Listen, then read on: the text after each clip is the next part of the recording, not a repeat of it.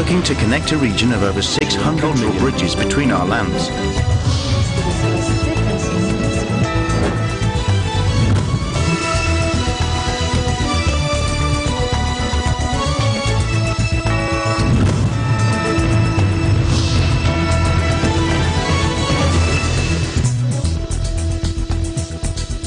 Hello and welcome to ASEAN in Focus. I'm Maricar Velasco, delivering to you the latest news in and around the ASEAN region. On today's headlines, the Philippine government has set its eyes on raising the bar in the fight against trafficking in persons as it hosts the consultative meeting of Association of Southeast Asian Nations member countries in Panglao, Bohol, which started Tuesday, March 5, 2019. Malaysia has signed 4 agreements with Chinese parties for the export of 1.62 million tons of palm oil worth $891 million based on current prices. Volvo and a Singapore university unveiled a driverless electric bus Tuesday that will soon undergo tests in the city-state, the latest move towards rolling out autonomous vehicles for public transport.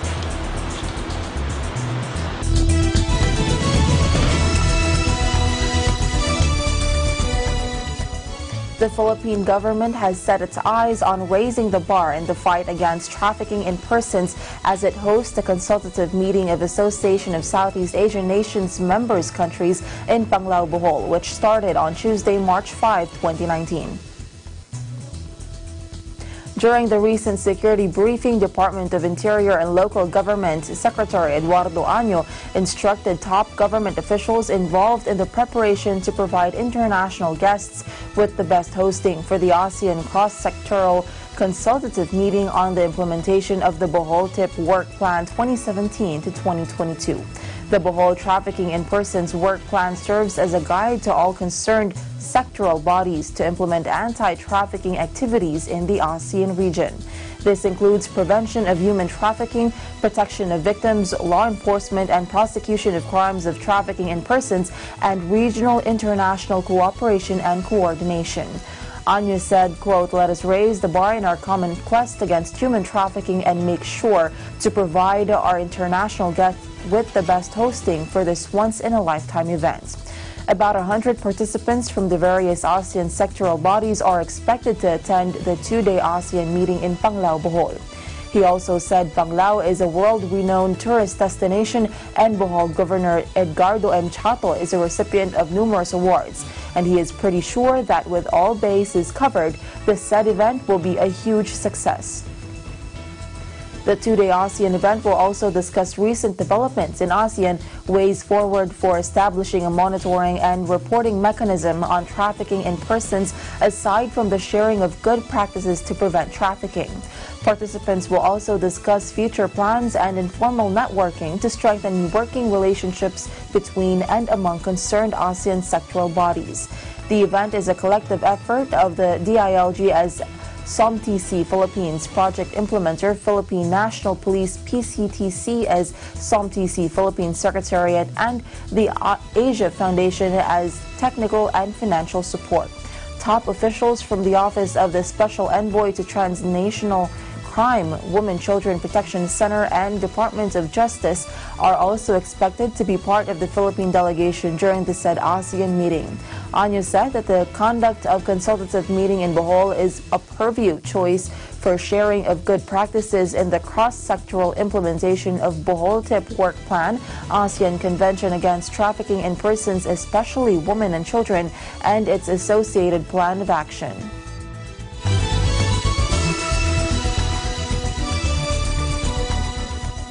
A Vietnamese woman accused of murdering the half-brother of North Korea's leader will testify in court for the first time next week when the long-running trial over the Cold War-style hit resumes, her lawyer said Tuesday.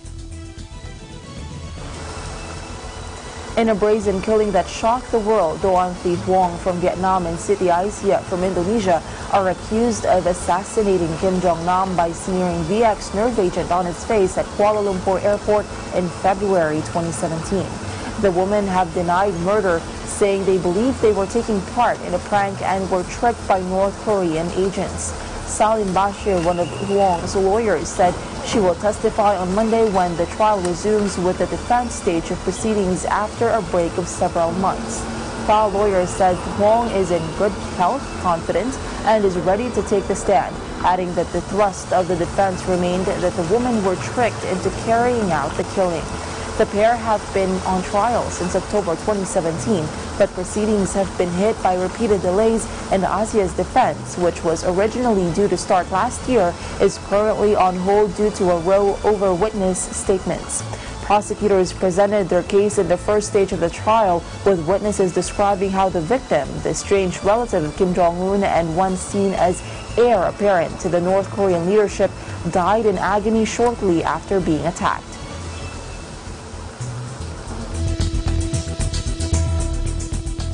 Six couples are publicly whipped in Indonesia's conservative Aceh province for relationships outside marriages, with at least two women unable to walk after the painful punishment. Watch this. 3, 4, 11, 12, 13.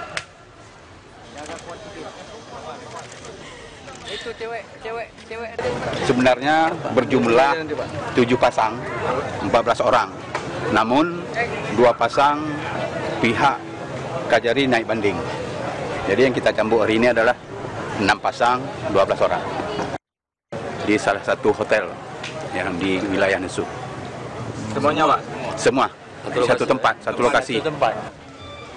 Atas nama Kejaksaan Negeri Banda Aceh mengucapkan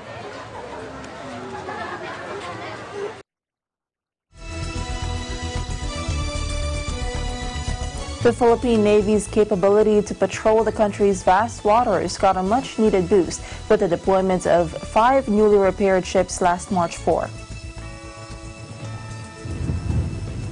Captain Jonathan Zata, Navy spokesperson, said Wednesday the 5 vessels were sent off from the Captain Moya Boat Landing, Naval Base Cavite, Sangli Point, Cavite City. The activities were headed by Philippine Fleet Commander Rear Admiral Danilo R. Rodelas, he added. Deployed to various naval operating units were the BRP Manuel Gomez, BRP Heracleo Alano, BRP Tausug, BRP Subanon, and BRP Bacolod City. These ships were activated after completing dry docking and other related repairs at the Naval Shipyard in Fort San Felipe, Cavite City. Deployment plays a very crucial role in the Navy's effective conduct of maritime patrol operations, internal security operations, and logistics support missions aimed at better serving the Filipino people.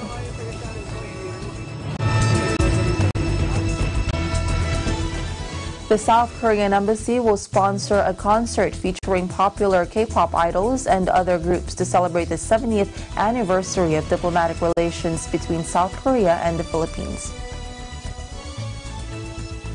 South Korea Ambassador Han Dong-man will spearhead Korean officials in welcoming guests, including members of the diplomatic corps, during the event to be held at the Mall of Asia Arena in Pasay City on Thursday. Korea's Ministry of Culture, Sports and Tourism and the National Commission for Culture and the Arts will host a concert which will also feature NCT Dream, Noir and April. Bilateral relations between the two countries were established on March 3, 1949, shortly before the Korean War erupted. The Philippines was the 5th country to recognize the Republic of Korea when it declared its independence on August 15, 1948. The friendship was strengthened when the Philippines dispatched the Philippine Expeditionary Force to Korea during the Korean War in the 1950s to help South Korea stave off the invasion by North Koreans and Chinese forces.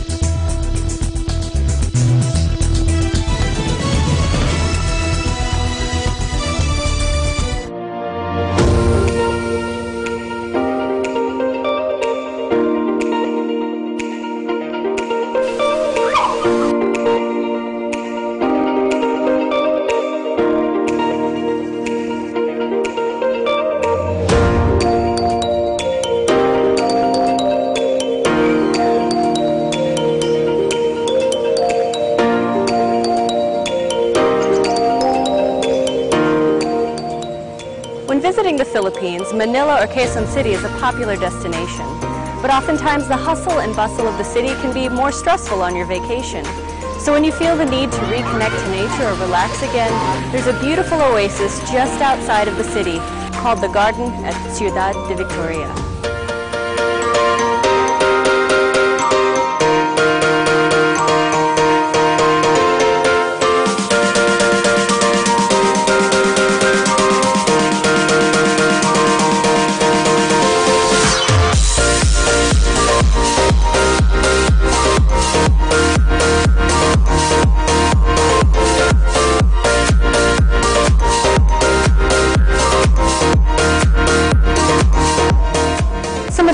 That you can see here include hydrangea, snapdragon, and stargazers. They're truly beautiful.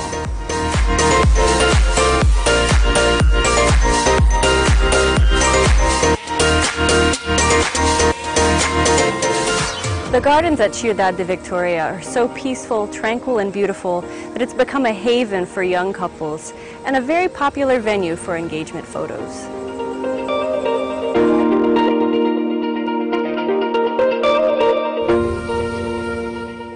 The next time you want an escape from the big city, the garden at Ciudad de Victoria is a wonderful place to visit.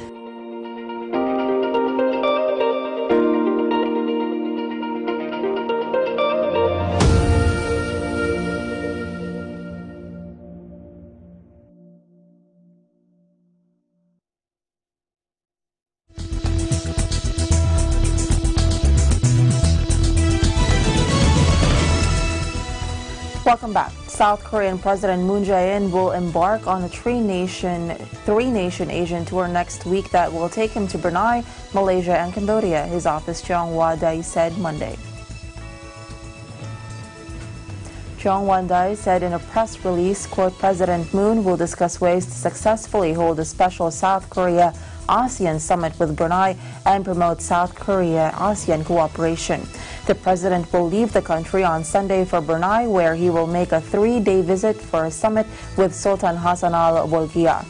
Moon's trip comes amid his efforts to greatly improve his country's relationship with the Association of Southeast Asian Nation members. Seoul earlier proposed hosting a special summit with ASEAN, which is expected to be held later in the year. The South Korean leader has also promised to visit the 10 member countries of ASEAN before his 5-year term ends in 2022. Moon will leave Brunei on March 12 and head for Malaysia, where he will hold a summit with Sultan Abdullah of Pahang and hold talks with Prime Minister Mahathir Mohamad on ways to further improve the country's bilateral relations. Moon's trip will end in Cambodia, also a member of ASEAN, along with Brunei and Malaysia. In Cambodia, the South Korean president will hold a summit with Prime Minister Hun Sen to discuss ways to enhance bilateral cooperation and promote joint prosperity, the press release said. His 3-day visit to Phnom Penh will end on March 16.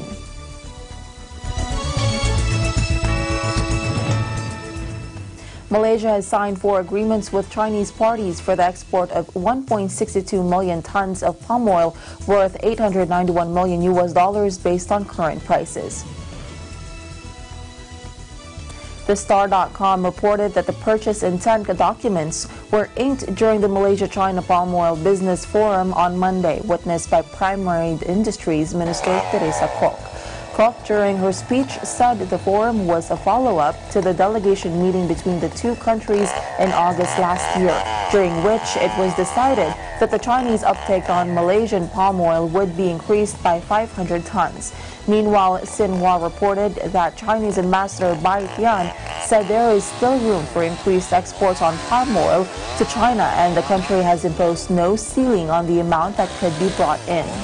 Bai added that palm oil is synonymous with Malaysia, with the crop having been developed in the country for over 100 years and has been recognized as a main driver of the country's economy.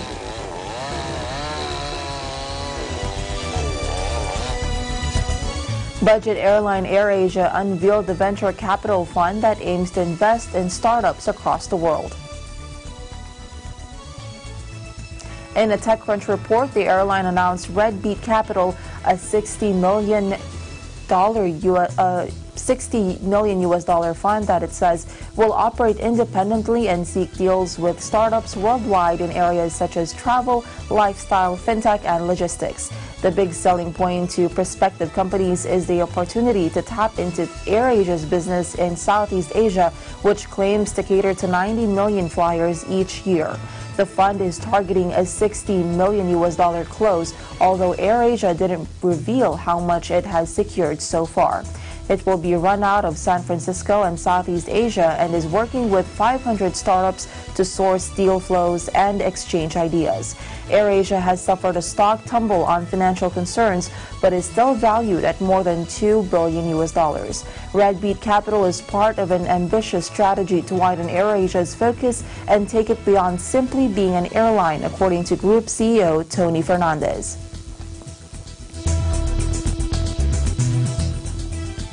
Hoax or not, beware of the Momo challenge and the other dangers found in the internet. This warning comes from the Department of Information and Communications.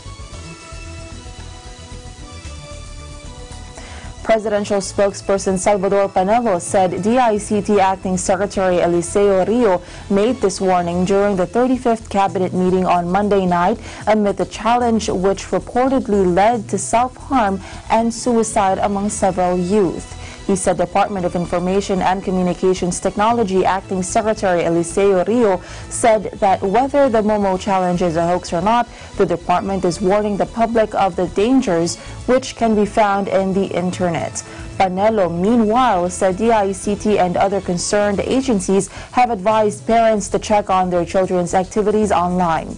At present, DICT, through its Cybersecurity Division, continues to conduct digital parenting conferences aimed at helping parents in monitoring online activities of their children. The department's Cybersecurity Division also plans to craft policies and technical remedies to make cyberspace a safer place for children.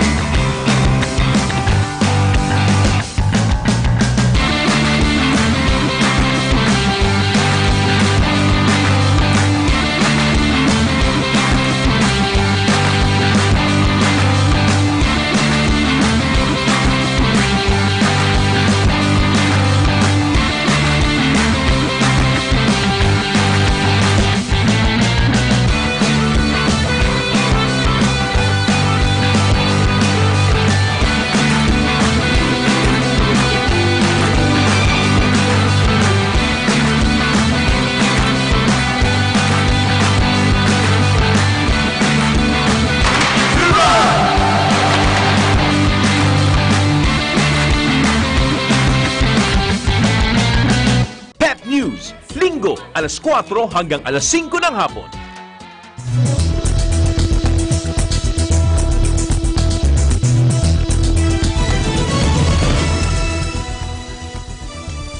Volvo and a Singapore university unveiled a driverless electric bus Tuesday that will soon undergo tests in the city-state, the latest move towards rolling out autonomous vehicles for public transport. High-tech Singapore has become a test bed for self-driving technology, and the world's first driverless taxis went into operation in a limited public trial in the country in 2016. Swedish automaker Volvo Buses and its local partner Nanyang Technological University unveiled what they described as a full-size autonomous electric bus and said the vehicle would soon start trial runs in the university's sprawling campus. Data from the trials will be used to improve the technology before the driverless buses are put to the test on public roads, Volvo and an NTU said in a statement. The bus has no noise. it's noise-free and pollution-free. So one can envision 10 years from now, 20 years from now, a situation where the buses don't stop outside of a building, but they actually stop in the lobby of a building inside. Well, right now our plan is to try them on a limited scale on our campus so that we can gather data and we can improve the technology. Volvo Buses President Hakan Agneval said the vehicle was an important step towards their vision for a cleaner, safer and smarter city.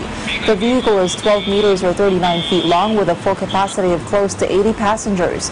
It uses 80% less energy than a diesel bus of a similar size and is equipped with sensors and navigation controls managed by an artificial intelligence system, the statement said. Under this project, there's going to be trials on the NTU campuses, there's going to be trials in the SMRT depots, and then LTA has development plans to take autonomous further, and we really like to be part of that. The autonomous journey, it's a complex journey, and it's very much a staggered approach. And I think we are taking some really important steps here in this journey together with NTU and LTA. And we are really looking for an exciting future.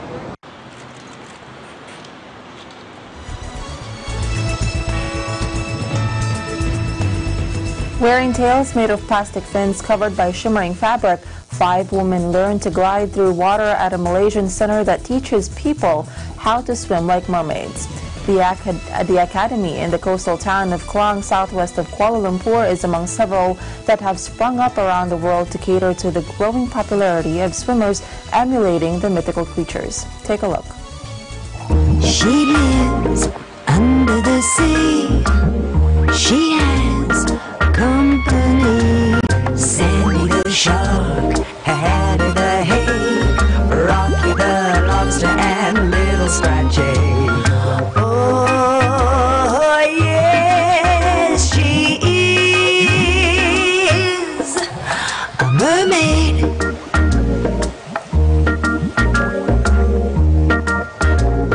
It's not that hard to put on a tail and swim, but to make it as gracefully as you can be, that's the challenge. So we have to open our eyes in the water. So this is one of the skills. And the second thing, we have to tie up. The leg is tied up, so you can try to tie up the leg and swim. So it's quite tough as well. A mermaid.